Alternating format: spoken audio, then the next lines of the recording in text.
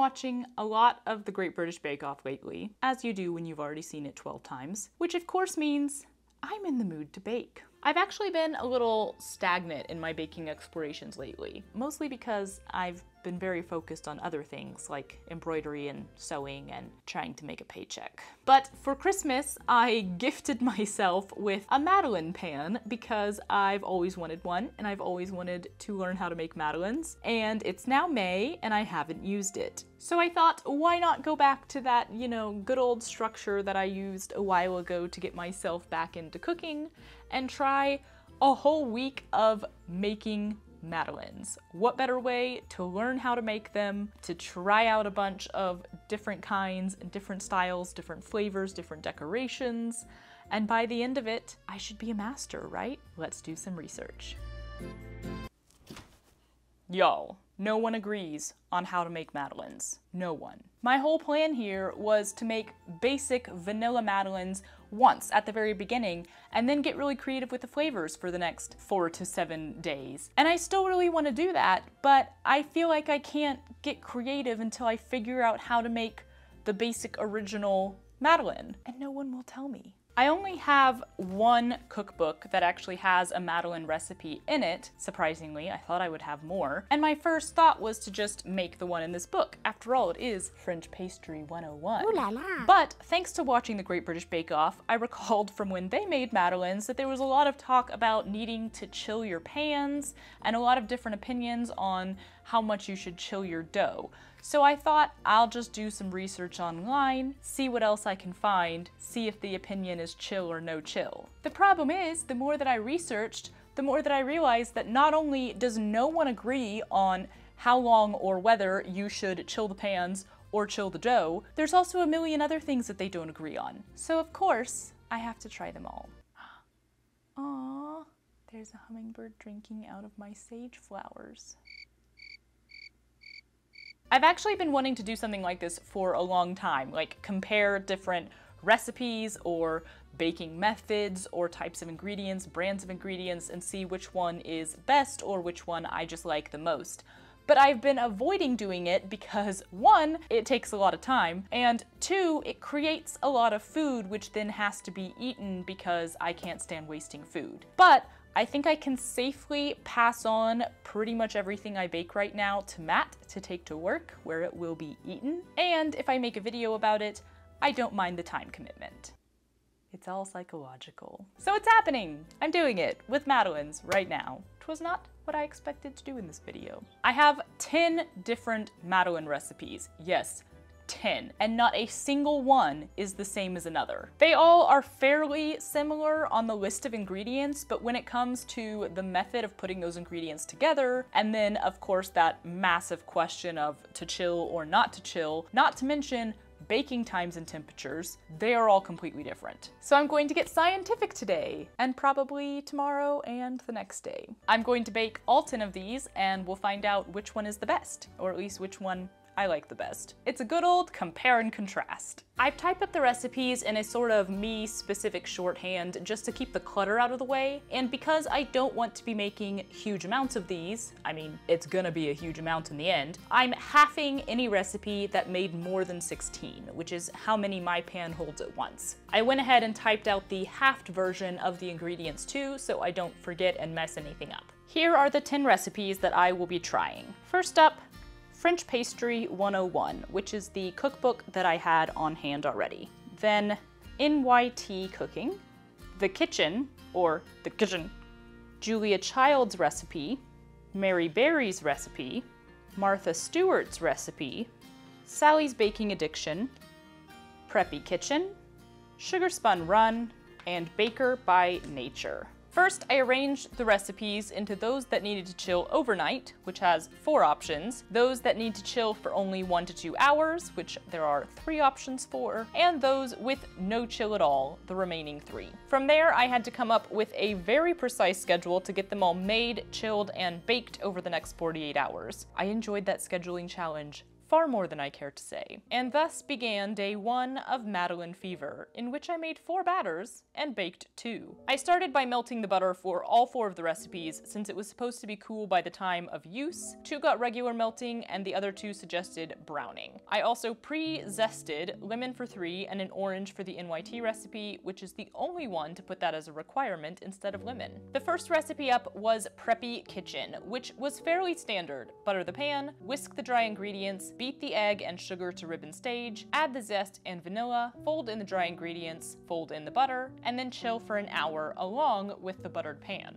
Recipe 2 is NYT, which is probably the most, let's just say, different of the whole lot. While every other recipe at least implies, if not requires, that you get air into your batter, NYT specifically says you want as little air as possible. You just stir all the ingredients together with a wooden spoon. That's their requirement. Besides being more orange due to the orange zest, I have to admit it doesn't look much different than the first. This one also goes into chill for an hour, or can be stored for 4 days, they note. While those 2 chilled, I moved on to the 3rd and 4th recipe, which are both going to chill overnight and be baked tomorrow. First up was Baker by Nature, which is another browned butter version. This one said to stir the zest and vanilla straight into the butter, but it was pretty similar to Preppy Kitchen after that. Dry ingredients whisked, then eggs and sugar beat until thick and pale, which is basically ribbon stage. It also said to slowly add the sugar while beating the eggs, which, to be honest, just seems like a bit of a faff, since I got exactly the same results as dumping it all in to start. But I did it anyway because I am following directions. It felt almost exactly like Preppy Kitchen by the end, so I'll be interested to see if the overnight chilling makes a difference. On to Martha Stewart, which is a unique one in the ingredients world. Both honey and milk go in here. Her recipe starts with a normal whisking of dry ingredients, but then says to rub the zest into the sugar, probably in an attempt at more flavor. Then it's ribbon stage as usual, add the vanilla and a tablespoon of honey, at which point I realized all my normal tablespoons have made off somewhere and I only have this decorative one left. And then add the dry ingredients in thirds, fold in the butter, and stir in the milk. This batter seemed runnier and less airy than the others, which could be due to the added honey and milk, but it also could be me under whipping it a bit, so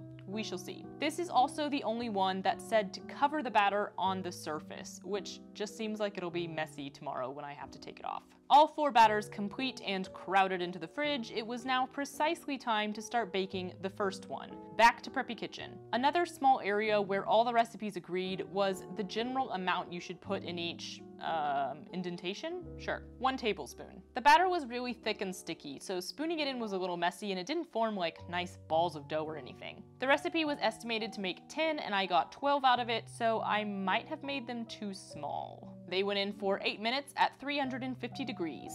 At 8, they didn't look all done, so I gave them the full 10. I think they're done now, but only one of them has the characteristic hump. Not sure how that would happen to one and not the others. They all released perfectly well, so I guess just butter is enough to get them out. They're exceptionally light and fluffy, with that slight crunch from the fluted side. There's a light taste of lemon more than vanilla, and they aren't overly sweet. They're also highly addictive, although that might be because I am so hungry right now.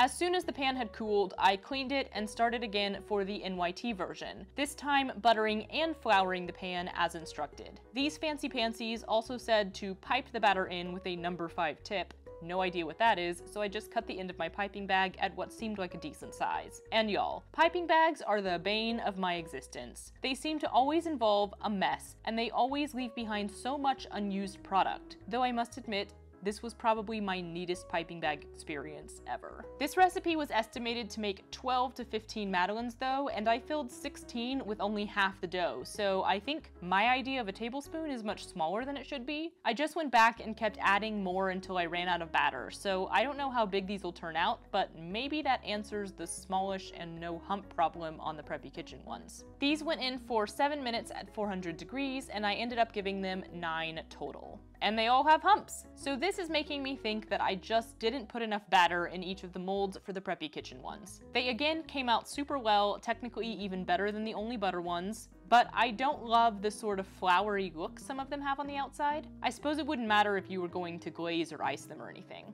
The orange flavor is really nice on these, and you don't miss the vanilla, which they don't have at all. They are, however, not quite as light and fluffy as the first batch. I mean, when I bit into that first one, it was like a frickin' cloud. These are still, I mean, pretty darn good, but not quite as airy of a texture. They're also a little sweeter than the first batch, but I'm missing that rich flavor in the background that comes from the browned butter. 2 down, 8 to go. I ate a lot of these already. I've got to pace myself.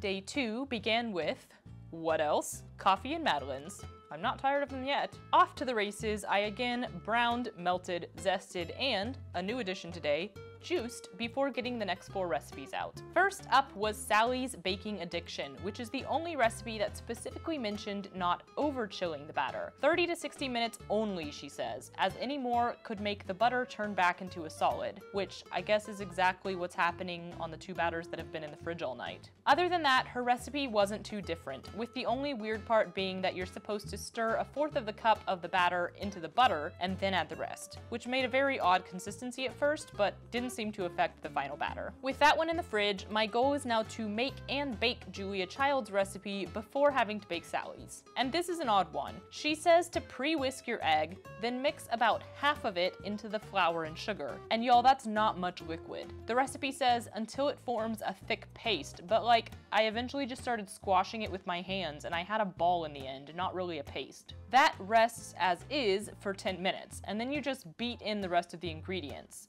And oh yeah, this is the only recipe that has no baking powder in it. It was not easy to stir up that lump, and between the lack of a rising agent and the weird method, I don't have high hopes for this one. Admittedly, I didn't get this recipe directly from a Julia Child cookbook, but rather from a blog that claimed to be sharing her recipe, so there's a chance something was lost in translation. I will say this one was estimated to make 9, and now that I know how to fully fill the molds, I got exactly that. They bake for 14 minutes at 350. They ended up looking very similar to the Preppy Kitchen ones right out of the oven. No humps. But when you consider that I put probably twice, if not more, batter in each mold, it seems to me that there is no way these will be as light and fluffy as the first batch. They did come out of the molds very easily, at least. You could immediately tell they were not the light and fluffy Madeleines of yore. They were much harder, didn't spring back, and had a similar shell on the upper side to the one on the underside. The crumb was a lot denser too. Now don't get me wrong, if someone gave me one of these, I'd still eat it with pleasure. The taste was great, but this method definitely doesn't achieve those airy little pillows. I cooled, washed, and rebuttered the pan as quickly as possible and got the Sally's dough out of the fridge after about 47 minutes. It felt very similar to the Preppy Kitchen dough that had been in for an hour, and again, I got the properly estimated 9 cookies out of it when filling the molds more. Those went in for 10 minutes at 350, but I ended up giving them 12. And they all humped, although in a different way than normal. It's like the entire thing is a hump, like a whale, rather than having that like one protrusion in the center, more like a camel. The release was smooth, but at this point, that feels like a given. I'd be really surprised if any of these end up sticking to the pan, quite honestly. You can tell these will be much lighter and softer than the last ones though. If I press on the hump, it forms an indentation and then slowly springs back, and it breaks in half so cleanly and smoothly. The taste is light, not nearly as lemony as some of the others, and the texture is again nice and fluffy. Seems not quite as fluffy as Preppy Kitchen was, but let's be honest, I've slept since then, so my judgment isn't fully to be trusted. Sugar Spun Run was up next, another one with no chill time. This one had an interesting thing for greasing the pan. You mix a bit of flour into melted butter and then spread that onto the molds. I'd be more interested in the innovation if I hadn't just proven that plain butter works great for me. This recipe is also another no added air one. It specifically said to just whisk the wet ingredients together for 30 seconds, then stir in the sifted flour, and finally fold in the butter and zest. I don't really get the point of folding something in if there's no air to knock out of the batter. Oh, and I didn't notice it, but this is another one with no baking powder in it. Because there was no chilling, it was a really runny batter, so spooning it into the pan was different. This one was estimated to make 10, and I felt like I could get 11, but I just went back and added more to the others instead. 9 minutes at 375 for this batch. And no hump. No surprise either. Where would it come from with no air beaten in and no baking powder? They were soft, but heavier, which means they'll be denser on the inside too. And because this recipe specifically said to bake for 9 minutes rather than giving a range, and I obeyed, they were actually underbaked with a section inside that was still mush. So that's a first. The flavor was of course still nice, even richer than the others due to the addition of a little bit of light brown sugar in this one. Then it was time to jump back to Baker by Nature, which has been in the fridge since about 6 p.m. yesterday. I buttered and floured the pan as requested. The batter was actually still rather slack despite the time chilling, much more so than the others that have been chilled. The recipe estimated 10 cookies and I got 12 even when I filled them well. It went in for 12 minutes at 375. Now something here is not quite right. There's no hump, they've spilled over the edges, they're so dark, and you can see air bubbles all over the top. The spilling over the edge could be on me, maybe I overfilled them. Although, again, it said 10 cookies and I already spread it to 12. But the overbaking? The recipe said specifically 12 minutes, so I did as I was told. Overall, this was just very much not what I was expecting, and this is the first one that if I had just made this recipe with nothing to compare it to, I would have known for sure that it was not right. They were very spongy, and though technically still what I would call light and airy inside, they were dry and chewy and really lacked flavor. So, sorry Baker by Nature, but this is the first one to which I can officially say, nope. Meanwhile, I got Mary Berry's Madeleines on, another quick, no-chill, and very little air recipe. She says to whisk the eggs and sugar until frothy, which I take it comes before thick and pale, so I opted to whisk by hand. Immediately regretted it because I'm a weakling. Then you just dump in the rest of the ingredients and lightly whisk until mixed. This one rests on the counter for 20 minutes before spooning it into the molds, and she also says to butter and flour the pan. I easily got 16 out of this, with them filled pretty high. Those started with 8 minutes at 400, and I ended up giving them the full 10. And they have gentle humps. Some more than others, rising better towards the edges, which is a trend I've noticed all around. I was momentarily confused as to why they look so yellow, but then I remembered that Mary puts a full lemon of zest and juice in hers, which in my opinion just makes these straight up lemon flavored. I mean, there's no vanilla, and you could smell lemon while they were baking, so that's a lemon Madeleine. These were pretty light in color, and they didn't have that signature crunch on the shell side, but they were still fairly light in texture, spongy and a little chewy without being dry. I enjoyed the purposeful lemon flavor, particularly because without the browned butter giving that richness, you kind of need a full flavor in here. After this, the oven got a small break because the next to bake is Martha Stewart's, which requires you to spoon the batter into the pan and then chill the whole thing for an hour. Pan gets buttered and floured for hers. Covering on the surface turned out to be not as messy as I expected, it just kind of stuck in one area. The consistency was interesting because it had separated a bit, I guess, so there was like a spongy dough on the top and a more liquid one underneath. I actually stirred it up because of that, which I haven't done on any of the other batters. It was pretty runny then, so more of a pour than a spoon into the molds. I was able to fill all 16 even though the estimate is only 12 on this recipe, and I still had a bit of batter left over, but the molds were almost overflowing, so I didn't want to add any more. Those went back in the fridge to chill. It also says to preheat the oven with a baking sheet in it, so towards the end of the hour I turned the oven back on and put one in to heat up. Those went in for 11 minutes at 400, and they were definitely done by then. So yeah, another one with no humps at all. The tops were a bit wrinkly and soft, not to mention dark. Like, I don't think these are technically over-baked, I just think that the last two that baked on 400 are getting too much heat from up above. These didn't get that nice crunch on the shell either, although that could be on me because I got distracted with dinner and didn't take them out of the tin for probably 15 minutes. They were soft and spongy on all sides, but surprisingly light inside considering the lack of rise. I also really enjoyed the flavor. It was much lighter and fresher than most of the others, possibly due to the addition of the milk and honey. Not sure, but it was nice.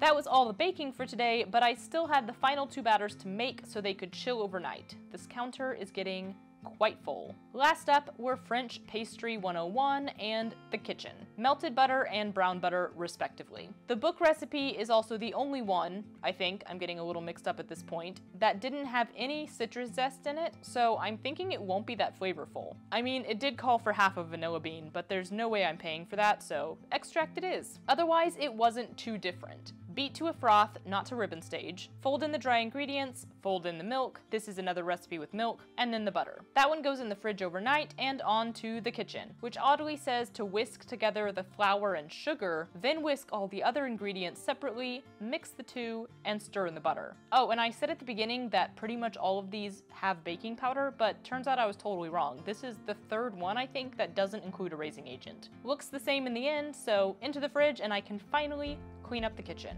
Day 3 and we have the final push. Bake the last 2 batches and then do a complete comparison. I'm starting with the kitchen version, which requires you to freeze the pan for an hour before filling and baking. It's also another one that does that whole mix the flour with the melted butter to grease the pans, and I, like the clear thinker I am first thing in the morning, forgot to do that prior to putting the pan in the freezer, so I tried doing it after and it instantly froze the butter, which wasn't giving good coverage, so I basically had to start over, warming up the pan with water, then brushing on the butter and putting it back in the freezer for another hour. Oh well. This recipe said to bake for 8 minutes at 350, then rotate the tray and bake for another 5, which I did. They are very pale and very flat. There's also so many air bubbles visible on the outside, and they were a little undercooked in the center. I think opening the oven after only 8 minutes makes a really negative difference here. The texture on the inside was light, and removing them from the tray quickly gave them that bit of crunch on the shell side. I've now learned that's a necessity. Because of the lemon juice in this one, it also has a nice lemony flavor to it. So, you know,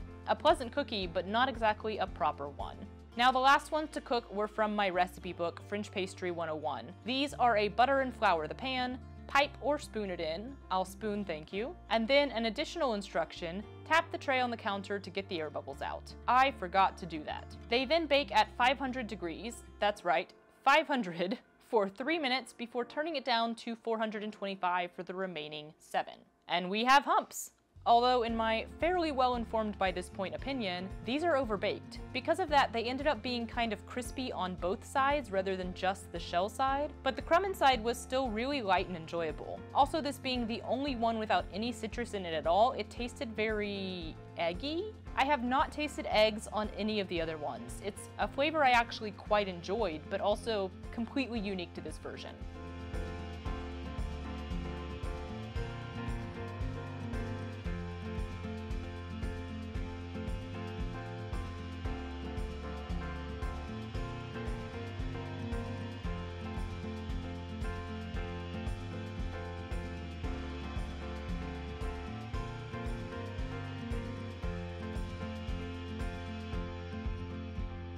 And that's it! At last, behold the glory of my madeleines. Was this worth spending 48 hours on? Yeah. So what have I learned here? What can I share? I'm not entirely sure. I think my brain is foggy from the sugar intake. But I did go back and look at some more professional opinions of what a madeleine should be. According to Miss Pruleaf on season 6 of the Great British Bake Off, when they made madeleines, a perfect madeleine has a completely classic shape. It has to show the lines of the mold so that when you turn it over, you see these perfect ridges. And on the other side, there will be a hump. Not a great camel's hump, just a gentle rise. After that, Paul went on to say that you are supposed to chill your batter before baking because the cold batter going into the hot oven is what actually makes it rise. I think that's all the expert opinions I need. Here's my opinion. So the 3 that had the best hump in the end were NYT Cooking, which I think had the perfect hump, Sally's Baking Addiction, which I would also say was a pretty perfect hump, and then French Pastry 101 kind of had too big of a hump, and then as runners up, Preppy Kitchen, I kind of think they would have all had that perfect hump if I had filled them more, so that one didn't really get a fair go of it, but there is one that had the perfect hump. And then my other honorable mention is Julia Child, which is a pretty small hump, but it's still like acceptable. All the rest of them, well, I guess the other half of them, that was 5 I think, no humps at all. Sometimes a gentle rise at best. So taking those 3 that really did consistently hump well, let's look at what they had in common. So all 3 of those were a chilled batter. NYT Cooking, 1 hour. Sally's Baking Addiction, very specifically 30 minutes to 60 minutes. French Pastry, 2 hours to overnight. However, when it comes to the question of air, they are 3 completely different methods. NYT Cooking was stir everything together with a wooden spoon, no air added at all. Sally's baking addiction said take it to ribbon stage, which is the airiest, I suppose. And then French Pastry 101 said beat it to a froth, which is like kind of before ribbon stage. 3 completely different levels of air being added, and these are the 3 that rose the best. And then because I think it would have done the same thing, Preppy Kitchen was also a chill for 1 hour, and it was a ribbon stage. I still feel like Preppy Kitchen had the lightest and fluffiest texture to it, because I just remember when I bit into that one, it was very much like a surprise how fluffy it is. Several other ones after that were fluffy and were light, but I wasn't surprised by any of them. And again, that could just be me inflating my own memory. As far as flavor goes, I mean, let's be real, they all were fairly similar in flavor. The differences that were there were pretty much dependent on, was there vanilla in it? Was there lemon zest in it? Was there orange zest in it? And was there lemon juice in it? So I thought the Mary Berry ones were quite delightful with the lemon juice and zest in there, but they were also, to me, lemon flavored. Whereas if you want something that has no citrusy flavor to it at all, the only one that fit that bill is French Pastry 101, because it's the only one that didn't have citrus in it. Vanilla did not really stand out in any of these. The lemon zest that was in it, even when it was a small amount, tended to take over, and you would get that light flavor of lemon zest in the background more than a flavor of vanilla. I did enjoy the orange zest in the NYT cooking ones. It was a nice flavor, but like the Mary Berry ones, it was full on like, this is an orange flavored Madeleine. And then which ones were the biggest fails? Which again, could be operator error. It could be completely to do with something I did wrong, or the temperature in the kitchen, or the type of oven that I have, the ingredients that I use. So I'm not here to say like, these recipes suck, they got something wrong. It's just these did not work for me. The biggest fail was baker by nature. And I mean, it is hard to say what's different about this recipe. It chilled overnight, it baked at 375, although I do think it baked too long because 12 minutes is actually on the high side of baking for these. It might come down more to quantities, like did this one have more egg in it or less sugar, or did I overfill the pans? Did I over butter the pans, causing them to kind of fry rather than cooking normally? Hard to say, but that was a no working for me words. That one did not work for me. The second one that did not turn out well was Martha Stewart. They were overbaked, they were flat, and they did get soggy because I left them in the pan too long, but I also think they would have been pretty soggy regardless. Like, they're the only ones that are soft on both sides and really sticky and kind of weird. It's hard to say what my third biggest fail would be in my opinion. I think there's several other ones that kind of failed in a small way. Like French Pastry 101 is definitely overbaked, and I think it's too much of a hump. As Paul says in one of his judgings, it's pregnant. The kitchen ended up being the flattest out of all of them. Sugar Spun Run ended up being the worst textured, I think. It just, not that it was bad per se, it just wasn't right for Madeleine. It did not have that light and fluffy texture that the sponge should have. I would say my winner for do you want to really quickly make Madeleines and get a decent, okay texture, great flavor out of it, the winner is Mary Berry. I would not call the Mary Berry ones properly humped, but they had a nice texture, they look really nice, they taste delicious and lemony, and her recipe was so easy. You want to make Madeleines fast? Use Mary Berry's recipe. Do you want to make Madeleines that have the proper hump and everything like that? Different story. Both Sally's Baking Addiction and Preppy Kitchen turned out to have really nice recipes, really nice Madeleines came out of them. So there you have it. Make either Preppy Kitchen or Sally's Baking Addiction. But if you're making the Preppy Kitchen ones, make sure that you fill your molds better than I did. And there we have it. Was this information helpful to any of you? Please tell me, because otherwise I just spent 3 days doing something that was only helpful to me, which, I mean, let's be honest, is fine with me.